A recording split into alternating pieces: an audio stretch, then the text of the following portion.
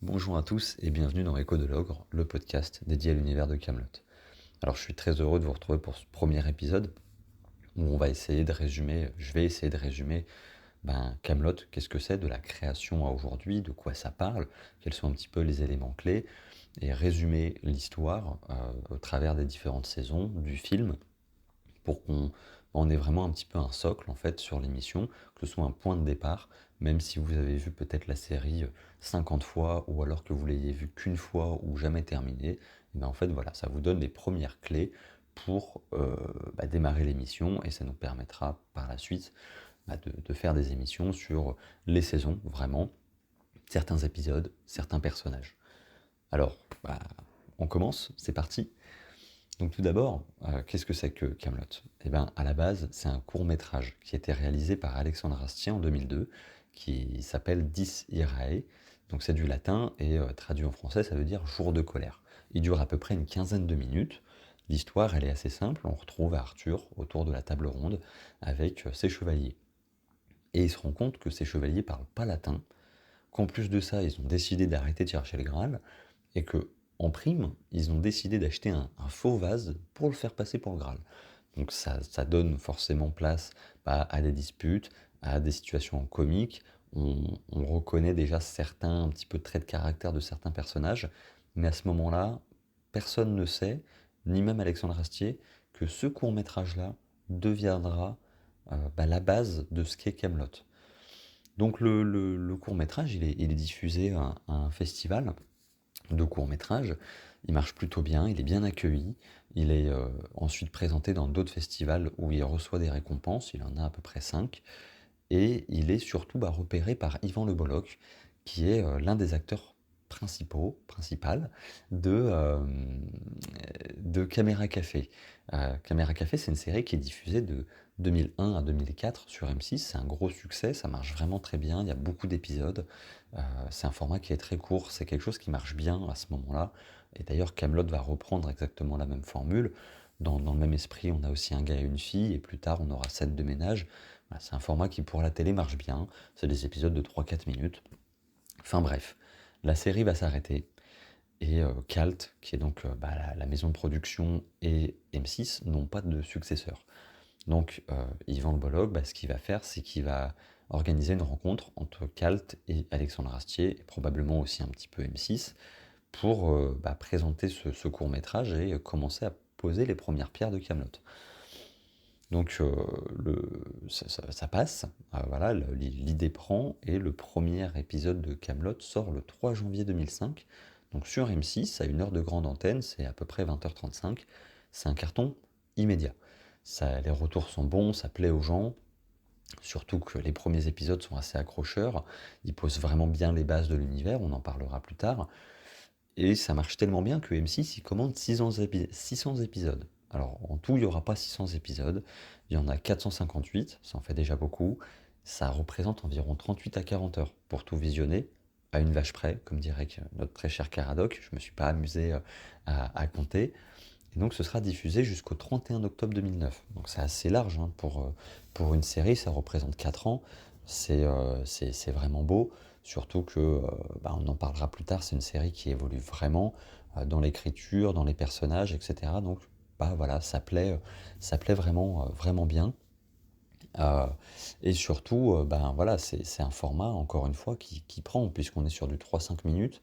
Ça laisse vraiment le temps de présenter des personnages, de changer le lieu, et en fait d'aller vite, et de découvrir en fait des nouveaux lieux, des nouveaux personnages tout le temps. Donc comment est faite la série? En tout, elle comporte 6 saisons, nommées livres, par Alexandre Astier, donc pas par Camelot, puisque on compte la légende arthurienne, donc on emploie le terme livre pour parler des saisons. En tout 6, qui évoluent dans le temps. Le format change à partir de la saison 5, encore une fois on en parlera un petit peu plus tard. Et donc si on se dit maintenant qu'est-ce que c'est Camelot, de quoi ça parle, pour résumer assez facilement, et on retrouve donc Arthur, qui est roi de la Bretagne, du royaume de l'ogre. Il a été choisi par les dieux, donc il possède Excalibur, qui est symbole de sa puissance, et surtout du fait qu'il représente la Bretagne, et il est chargé par les dieux de trouver le Graal. Pour ça, il doit construire une table ronde et réunir des chevaliers pour mener à bien cette quête du Graal. Sauf qu'évidemment, tout ne se passe pas du tout comme prévu.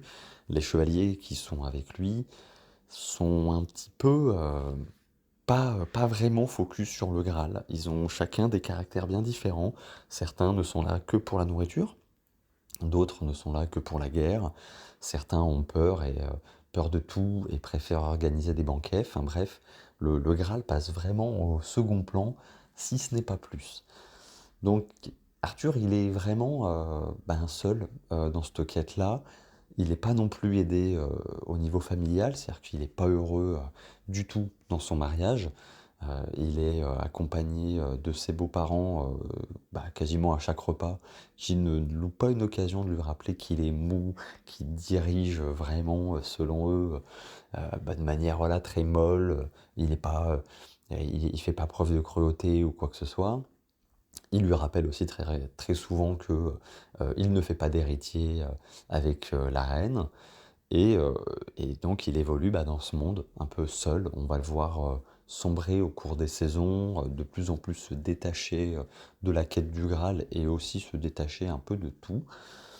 Mais le tout dans un ton humoristique, c'est-à-dire que Kaamelott, c'est beaucoup de situations drôles, beaucoup de citations très drôles. Chaque personnage est facilement identifiable et reconnaissable, mais ça a une ambiance quand même particulière, c'est difficile à décrire, on garde tout le temps, voilà, il n'y a pas de blague, comme le dit Alexandre Astier, mais on garde tout le temps ces scènes comiques qui par moments sont dans des épisodes un petit peu plus sombres.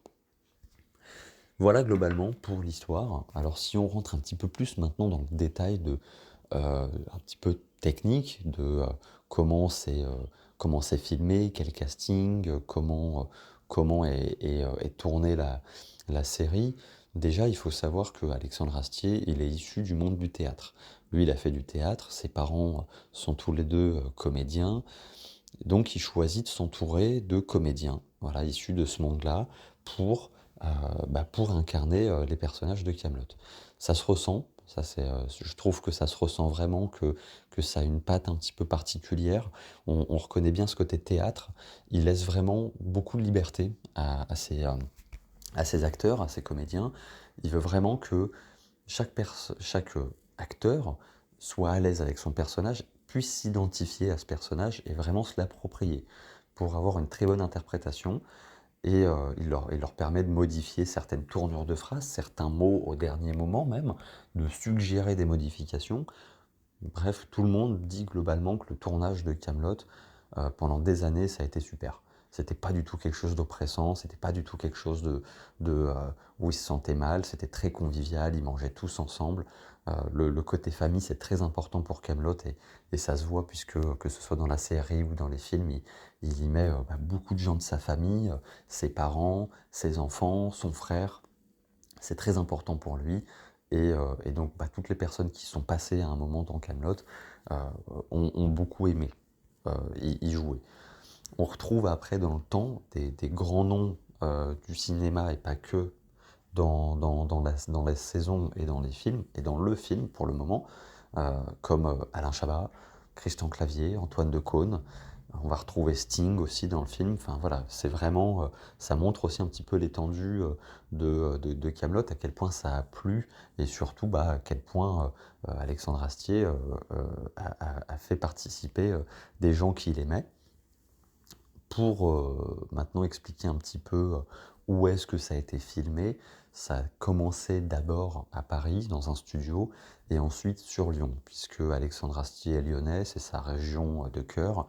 Donc les scènes intérieures sont tournées en studio, mais les scènes extérieures, elles sont filmées en région lyonnaise, en Haute-Savoie, en Ardèche, euh, en Auvergne. Enfin voilà, c'est vraiment filmé dans ces environs-là.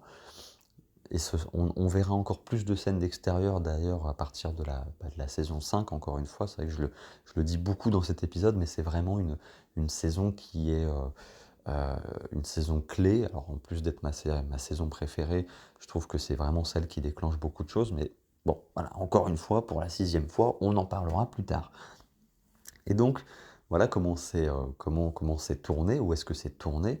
Maintenant, pour la méthode, on va dire, de film, là, je ne suis pas expert, je sais juste que c'est une méthode qui s'appelle du champ contre champ. C'est-à-dire qu'en fait, on retrouve tout le temps globalement les mêmes lieux. Dans Kaamelott, c'est la table ronde, la chambre à coucher, le champ de bataille, la table du repas, la cour. Bref, voilà. Globalement, c'est tout le temps les mêmes lieux qui reviennent, avec des personnages différents par contre, jamais tous les mêmes personnages en même temps. Mais donc on filme la table ronde, on va filmer Arthur qui parle, et la seconde d'après, la caméra va comme se tourner, comme si elle était posée en plein milieu de la table, pour filmer une autre personne.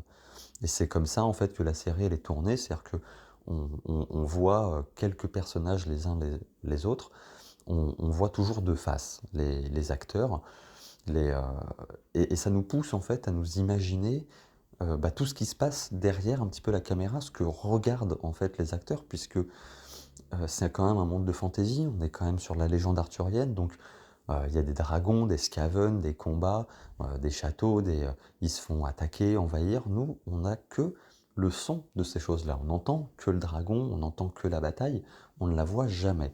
Donc c'est à nous de nous imaginer, avec les détails qu'on nous donne, à quoi ça ressemble. Et moi, c'est quelque chose que j'adore. Enfin, je trouve que ça nous pousse vraiment à nous imaginer un petit peu plus, à nous approprier un petit peu plus l'univers, puisque chacun peut s'imaginer comment est Kaamelott. On voit jamais dans toute la saison, dans toute la série même, Kaamelott de l'extérieur. On l'a découvert avec le film. Donc c'était à nous de nous imaginer à quoi ressemblait Kaamelott. Et ça, je trouve ça incroyable. Au niveau ensuite un petit peu de l'écriture, Kaamelott, c'est vraiment... Alexandre Astier, il écrit pour lui. Il est fan d'énormément de choses. C'est quelqu'un qui est fan passionné de musique. D'ailleurs, il le dit, c'est ce qu'il préfère peut-être. Je, c'est aussi quelqu'un qui s'y connaît bien en sciences, mythologie, etc. Donc, il y a énormément de choses en fait dans Kaamelott. Il y a plein de références à plein de choses, que ce soit Stargate, Star Wars, beaucoup. Il y aura un épisode vraiment dédié à ça parce que euh, on retrouve beaucoup de la création de George Lucas dans Kaamelott, et Alexandre Astier ne s'en cache pas, hein. D'ailleurs récemment, lorsque le second film a été annoncé pour cette année, il ne cache pas qu'il construit sa trilogie de la même manière que George Lucas a construit la sienne, donc, enfin les siennes. Et donc on retrouve vraiment d'éléments clés, hein. Il y a énormément de sujets ou de clins d'œil qui apparaissent au cours de la série. Et c'est ça aussi qui fait toute la richesse de Kaamelott, c'est qu'on a l'impression de découvrir un petit peu tout le temps des choses, ah j'avais pas vu ça, il y a des choses qui sont très flagrantes, d'autres un peu moins, et qu'on découvre avec le temps. Tout le monde ne voit pas et n'entend pas les mêmes choses. Voilà, c'est vraiment la richesse de Kaamelott, c'est comme ça que c'est écrit, c'est comme ça que voilà, que ça évolue.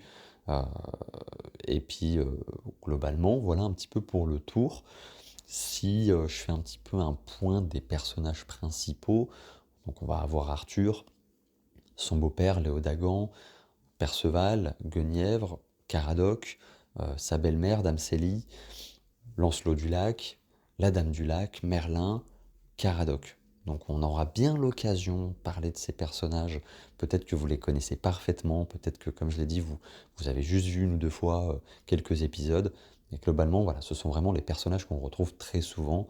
Il y a une ribambelle de personnages avec des caractères différents, mais on fera pas mal d'épisodes dans le temps pour en parler.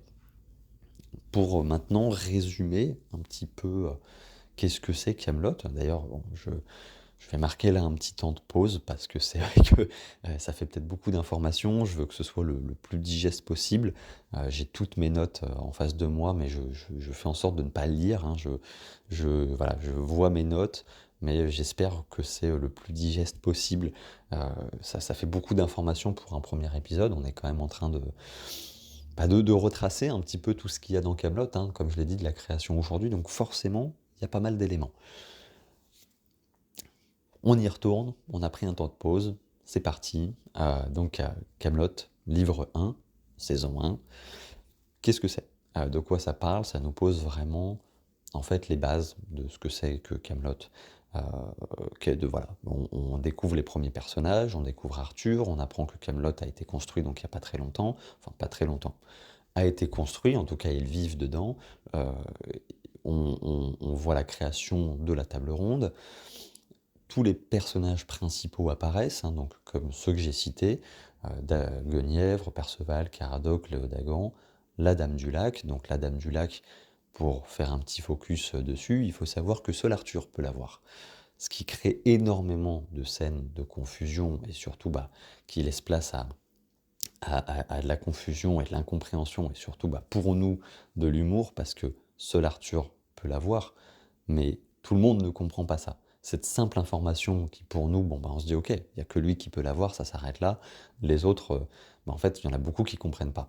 Ils se disent ah mais elle est timide, c'est votre cousine, elle a peur en public. Il y en a qui pensent que c'est faux, qu'elle n'existe pas. Donc pendant quasiment toute la série, on va se trimballer ce truc-là de la Dame du Lac, Arthur qui s'énerve en disant mais vous comprenez pas qu'il y a que moi qui peux la voir. Arrêtez de dire elle a peur ou je sais pas quoi. Non, il y a que moi qui peux la voir. Elle vit pas sur le même plan astral. C'est elle qui est envoyée par les dieux pour guider Arthur dans cette quête du Graal. Voilà, basta. Il y a que elle qui peut la voir. Et puis on va voir un petit peu tout dans cette saison, à quel point Arthur est pas heureux dans son mariage. Donc le couple d'Arthur, à quel point il va pas bien. C'est-à-dire que on voit que toutes les scènes où il parle à sa femme se concluent par une prise de tête. Ils se comprennent pas, ils se parlent pas. On sent qu'il n'y a pas vraiment d'amour. Enfin, ils se parlent, mais quand ils se parlent, ils se prennent le chou. On sent qu'il n'y a aucune. Ils se font pas de câlins, ils se touchent pas, il y a rien du tout, voilà. Mais on n'a pas tous les éléments de pourquoi exactement il est comme ça. On découvre Perceval et Caradoc, qui sont donc mes deux personnages préférés, et je me doute que c'est le cas de beaucoup de gens, qui sont deux amis inséparables, mais alors pour qui le Graal ne passe pas du tout en premier plan. Bon, on apprend quand même que Perceval a une destinée extraordinaire, c'est dit par la Dame du Lac. On verra au cours de la série ce qui fait à quel point il est exceptionnel et pas si débile que ça finalement. À quel point donc aussi Lancelot, Lancelot est le bras droit de notre cher Arthur. Il est là pour l'aider en même temps un petit peu à gouverner, à gérer les armées, à trouver le Graal.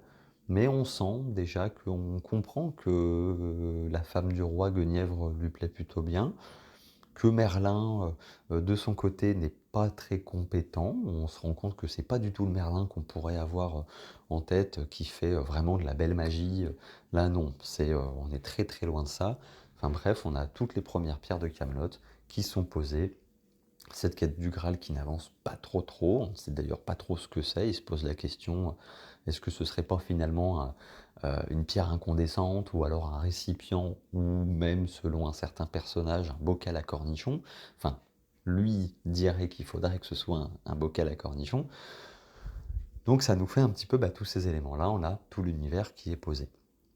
La saison 2, le livre 2, va vraiment dans la continuité de la saison 1, c'est-à-dire que on est sur le même ton, humoristique, on a des nouveaux personnages qui apparaissent un petit peu de temps en temps, on creuse un petit peu plus quand même, on sent que Arthur commence un petit peu à se lasser, s'énerver de cette quête du Graal, qui s'en détache, on apprend qu'il a fait ses classes à Rome, donc qu'il a été formé par les Romains de ses 10 à ses 20 ans, ce qui évidemment est inacceptable pour certaines personnes au sein de Kaamelott qui sont de purs produits bretons et être dirigés par un Romain les rend dingues.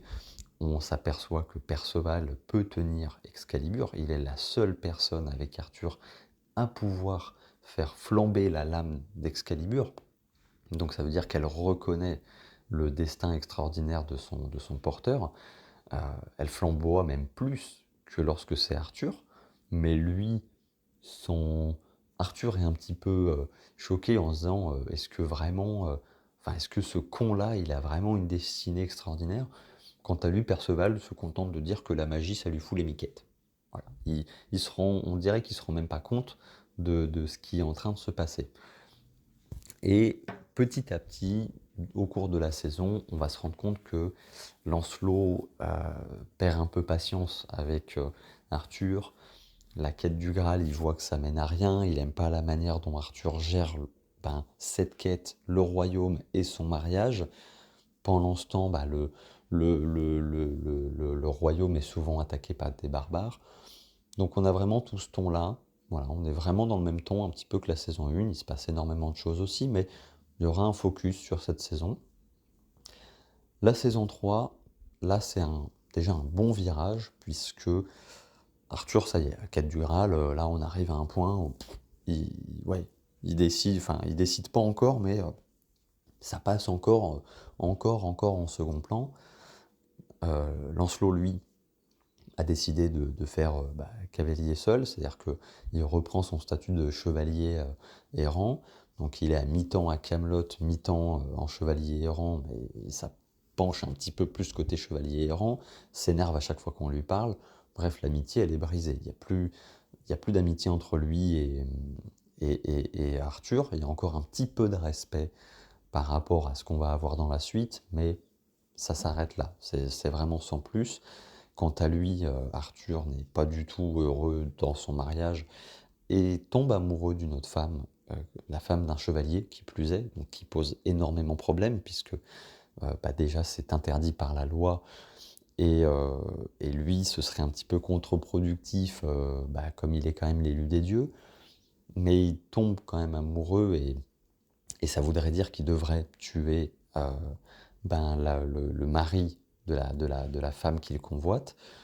Et puis le royaume commence à sombrer petit à petit, les révoltes paysannes, il y en a de plus en plus, il y a de moins en moins de pognon dans Camelot, enfin les choses, voilà, les choses commencent vraiment un petit peu à se corser, si on veut résumer simplement, et la saison se finit avec un Lancelot qui part de Camelot pour ne plus du tout être chevalier de Camelot, et aussi il part avec Guenièvre de son plein gré, parce qu'elle apprend que Lancelot est amoureux d'elle, et elle, qui n'a jamais vraiment reçu d'amour venant de Arthur, décide de le suivre. Ce qui, on va le découvrir donc dans la saison 4, arrange très très bien notre roi Arthur, puisque la série s'ouvre sur un Arthur dans son lit qui fait youhou, elle s'est barrée, c'est bon, c'était pas à lui de la larguer, c'était pas à lui de machin, elle s'est barrée, c'est nickel. Il va donc, par contre, se, comment dire, se mettre avec la femme, donc Dame Mévanoui, qui est la femme de Caradoc. Il va décider de faire un échange d'épouses, parce qu'il n'a pas envie de tuer Caradoc, et ça, c'est pas dans ses intentions. Il a envie d'avoir Dame Mévanoui pour lui, mais il veut pas tuer son. C'est pas un ami, mais c'est quelqu'un qui, on va même pas dire qu'il apprécie, c'est un chevalier de sa table ronde qui, voilà, on va quand même dire qu'il l'apprécie, mais il n'a pas envie de le tuer. Et donc il décide de contourner les lois et d'utiliser une loi de Vannes, qui est donc la terre natale de Caradoc et d'Anne évanouie, pour dire en fait on va changer d'épouse. Voilà, on n'a pas besoin de se tuer, il n'y a pas de divorce, il n'y a pas de séparation, on échange simplement de femmes. Ça va pas plaire à personne déjà au sein de Camelot, mais en plus ça va complètement déplaire aux dieux qui vont bannir la Dame du Lac du monde dans lequel elle est, elle, pour la faire venir sur Terre parce qu'elle a échoué dans sa mission. C'est-à-dire qu'Arthur, à ce moment-là, dans la saison 4, il s'en fout du Graal. Il le recherche même plus. Il a tout envoyé péter, c'est-à-dire que voilà, il dit Excalibur, je m'en fous, la table ronde, je m'en fous, le Graal aussi, ma femme elle s'est barrée, je m'en fous. Ça commence, voilà, lui c'est bon, il dit maintenant je vais faire ma vie, j'ai du pognon, j'ai du machin, et voilà, je vais faire ma vie. Donc les dieux sont pas du tout contents de la situation et le font savoir. De son côté, Lancelot, qui est donc maintenant le rival de Arthur, lui a monté son clan où il veut chercher le Graal, mais il va se rendre compte aussi par lui-même que finalement gérer des gens, c'est pas facile. Il est là aussi accompagné d'incompétents qui sont sans arrêt en train de lui demander quoi que ce soit, et donc peut-être qu'à ce moment-là, il se dit, je comprends un peu plus Arthur. Mais évidemment, il ne se l'avouera pas à lui-même. Il est soutenu par différents clans euh, du royaume de l'ogre, notamment le roi Lot, qui est le roi d'Orcanie, qui lui décide de soutenir pas Camelot, mais Lancelot, et d'organiser un petit peu un putsch, et de le soutenir aussi de manière militaire. Lancelot tombe un petit peu dans une paranoïa parce qu'il a l'impression d'être suivi par quelqu'un. Et pendant ce temps, Arthur, en fin de saison, se rend compte que les dieux n'approuvent pas son comportement et que même s'il aime Dame Mévanoui, il le dit lui-même, même si elle la saoule par moments, elle le saoule, il doit mettre un terme à cette relation et aller récupérer sa femme, qui du coup n'est pas heureuse dans le camp de Lancelot parce qu'elle se rend compte que déjà c'est pas fait pour elle, la vie en pleine forêt, à dormir quasiment par terre et manger de l'herbe, ça lui plaît pas des masses. Et elle se rend compte qu'il n'est pas forcément comme elle l'espérait, ce cher Lancelot. Donc Arthur va la chercher et la saison se termine avec un Lancelot au bord de la folie, blessé, et un Arthur qui a récupéré sa femme. Là, on rentre dans ma saison préférée, comme je l'ai dit, le livre 5. On change complètement de format. On quitte le format d'épisodes de 3 à 5 minutes pour du court métrage de 40 à 50 minutes. Ça laisse beaucoup plus place donc à la création, puisqu'on va commencer à se balader un petit peu plus dehors, voir plus de scènes d'extérieur. On verra l'intérieur de Camelot sous différents angles. Mais là, par contre, la quête du Graal, elle va complètement exploser. C'est-à-dire que ce qui va se passer, c'est que Lancelot n'est plus là. Il a sombré dans la folie, mais il a sombré dans la folie. Ce sont les théories qu'on raconte à Camelot. Certains disent qu'il a sombré dans la folie, d'autres qu'il a mis fin à ses jours, d'autres qu'il est mort simplement. Bref, on ne sait pas trop. De son côté, Arthur est à Camelot avec sa femme, mais la quête du Graal, on s'en occupe plus. Petit à petit, tous les chevaliers de la table ronde sont partis, entre ceux qui l'ont trahi, ceux qui ont décidé de monter des clans autonomes, puis ceux qui sont simplement partis, ou ceux qui n'ont plus rien à faire.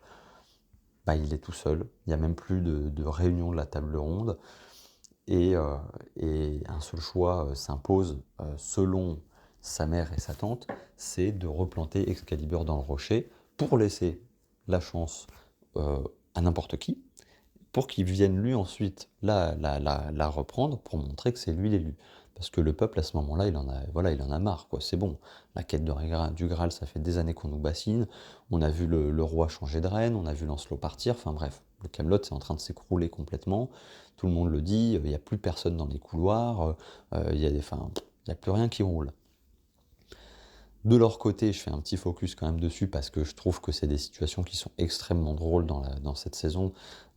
Perceval et Caradoc ne vivent plus du tout dans Camelot, ils créent leur clan autonome, vivent dans la taverne où ils allaient à chaque fois, tout le temps, tous les jours, à tel point qu'ils avaient une ardoise tellement longue qu'ils sont retrouvés à travailler là-bas, et ils montent leur clan autonome à eux, et ça laisse place vraiment à des situations très drôles entre les personnes qui recrutent, leurs dialogues, les échanges plus que corsés entre Dame Mévanoui et Perceval.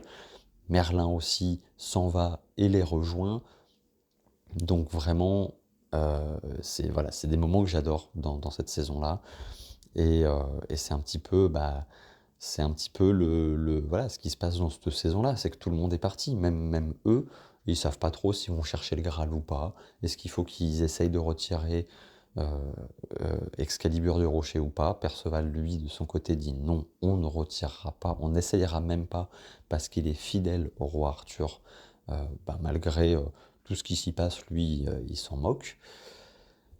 Et puis la saison avance et Arthur décide d'aller vers Excalibur, initialement pour la reprendre, mais il décide de pas la reprendre, parce que, alors il le dira pas, lui il dira que l'épée ne veut plus de lui, qu'il n'est plus l'élu, par conséquent qu'il n'est plus, alors pas qu'il n'est plus roi de la Bretagne, mais que tout ça, ça le saoule, et il part pour une quête personnelle, dont encore une fois on fera une vidéo, un podcast, une émission, où lui part en quête de sa descendance, part en quête, simplement, voilà, aussi un peu de lui-même.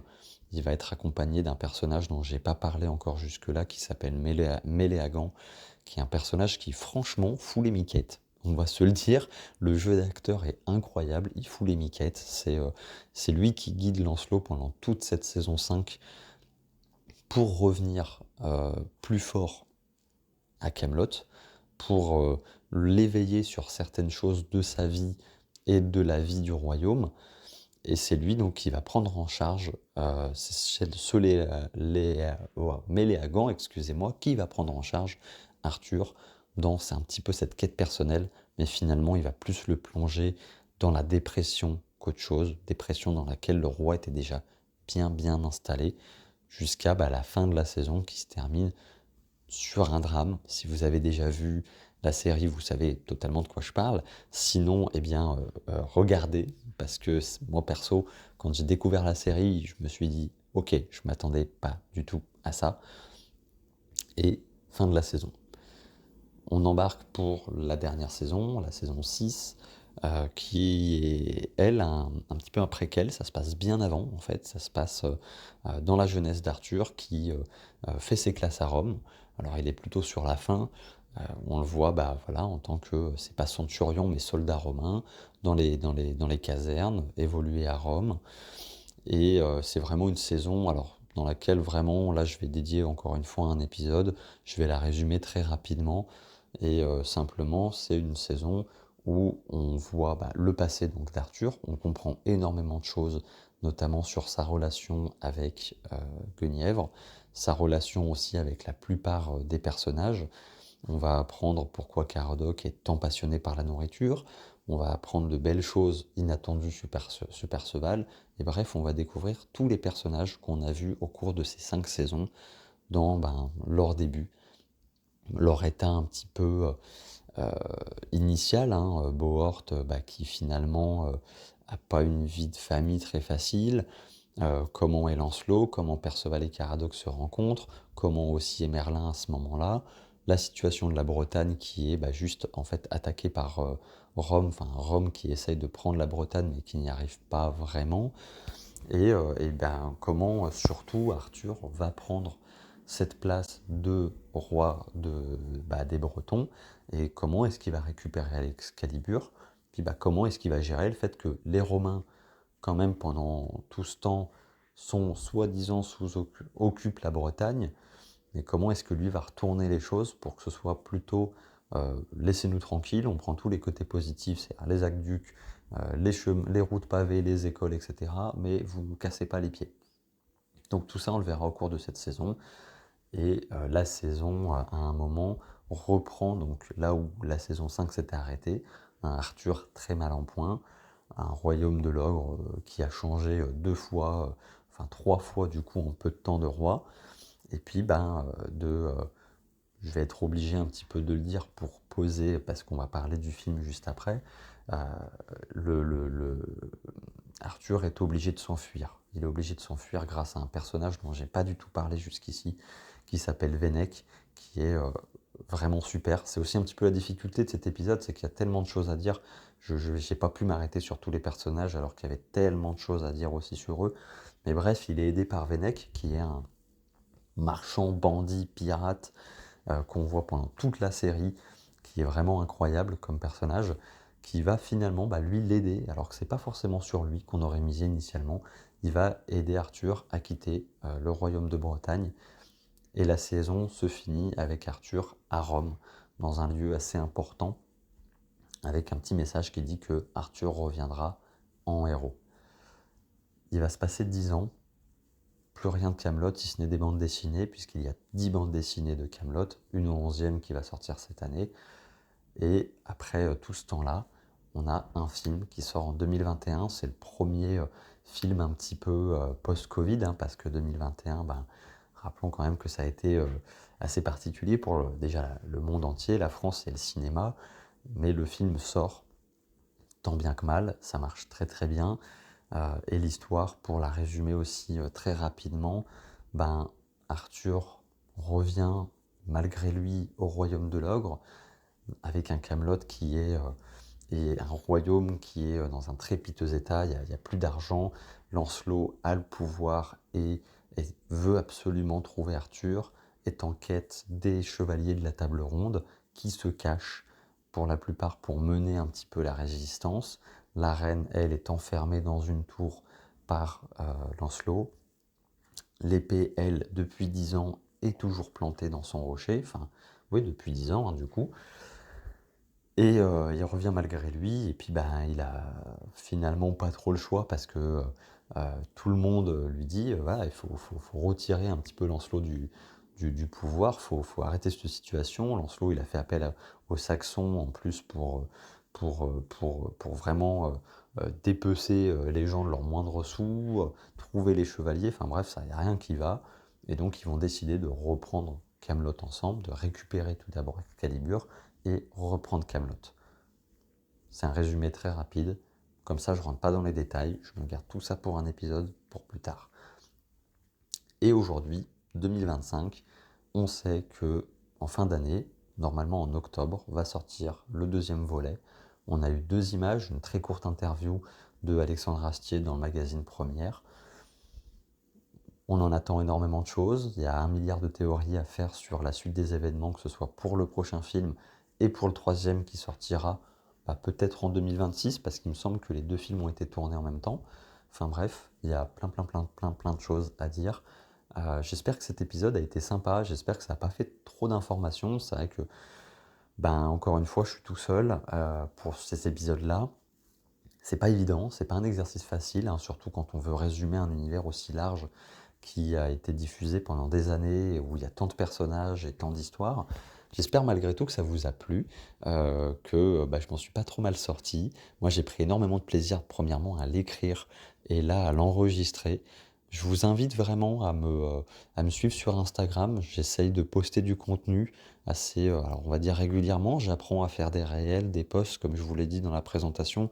Je fais tout maison, je fais tout par moi-même. C'est pas inné, hein. Je vais pas vous cacher, faire des réels et tout, c'est pas facile. C'est vraiment du travail, ça prend du temps.